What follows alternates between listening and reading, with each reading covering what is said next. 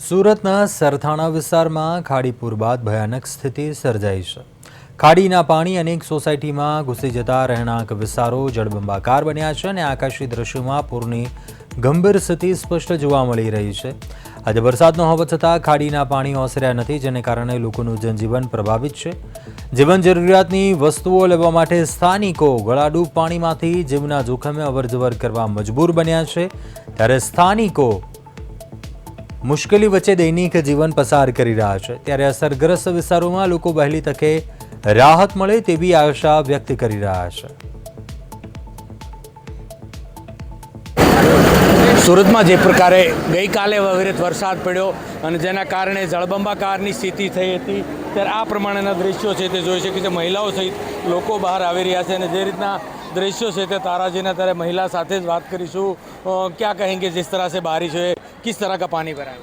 बहुत सारा पानी भराता है हमारा गांव में, एक बार नहीं है, ऐसा हर बार होता है, बार बार होता ही है ऐसा। आज कब पानी यहाँ पे आपकी सोसाइटी में घुसा और अभी कैसी दिक्कत है वहाँ पे? क्या परिवार को खाने पीने की क्या व्यवस्था? कुछ नहीं है, हमारा तो सब पूरा घर ही डूबा गया। हमारा तो एलसीडी टीवी फ्रिज मशीन कबाड़ सब चला गया पानी में। यहाँ पे कोई कमिश्नर वगैरह कोई नेता आए हैं यहाँ पे?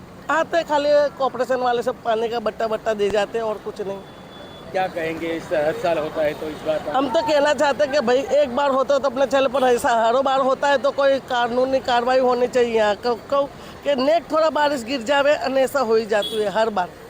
बिल्कुल तो रोष છે અને ખાસ કરીને જે રીતે સુરત મહાનગરપાલિકાનું તંત્ર પણ પહોંચી નથી શક્યું અને જે રીતે પહોંચે છે તો ખાલી પાણી જેવી વસ્તુ, પરંતુ અત્યારે હાલ તેમનો જે ઘરનો સામાનથી માંડીને વેરવિખેર અને જે પ્રકારની તસવીરો સામે આવી રહી છે, એટલે આ બિહામણા દ્રશ્યો છે।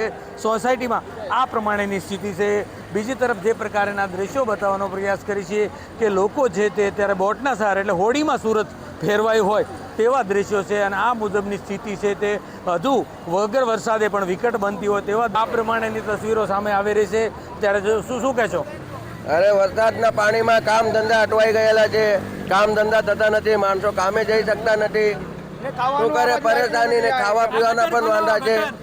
બિલકુલ, એટલે લોકોને હાલાકી પડી રહી છે કારણ કે ખાવા પીવાથી માંડી અને જે પ્રકારની તકલીફ છે તે સામે આવી રહી છે અને લોકોને હાલાકી સિવાય કાંઈ બચ્યું નથી। અને ઉપર જે લોકો બેઠા છે તે જોઈ શકીએ છીએ કે ઉપર આબને નીચે ધરતીની જગ્યાએ હવે નીચે પાણી જ પાણી દેખાઈ રહ્યું છે। એટલે આ પ્રમાણે તંત્રની સામે જે પ્રકારે ગઈકાલે વરસાદ હતો, આજે વરસાદ બંધ છે, પરંતુ ખાડીપુરમાં આ સવારથી વરસાદ નથી, પરંતુ પાણી છે તે ઓસરવાનું નામ નથી લઈ રહ્યા અને જેને કારણે ટ્રક પણ ફસાઈ ચૂક્યો છે અને જળ જીવન જે રીતની પરિસ્થિતિ, એટલે સોસાયટીઓમાં પાણી ઘૂસી ગયા છે અને અનેક લોકોને જે પારાવાર નુકસાની છે તે પણ વેઠવાનો વારો આવ્યો છે। એટલે ચોક્કસથી જે પ્રકારનો પ્રદેશ 24નો જે ગ્રાઉન્ડ આ રિપોર્ટ છે, ગ્રાઉન્ડ પર રિયાલિટી છે, એટલે સુરત મહાનગરપાલિકાનું તંત્ર સંપૂર્ણ જગ્યાએ ફેલ થયું છે। એટલે સુરત મહાનગરપાલિકાના કમિશનર આ તસવીર જોઈ લે, સુરતના મેયર જોઈ લે, સુરત સ્ટેન્ડિંગ સમિતિના રાજન પટેલ તસવીરો જોઈ લે, કારણ કે દર વર્ષે દાવા સુરત મહાનગરપાલિકા કરોડો રૂપિયાનું જે રીતનું બજેટ હોવા છતાં સુરતના આ સ્થિતિમાં મૂકશે, ત્યારે સુરતને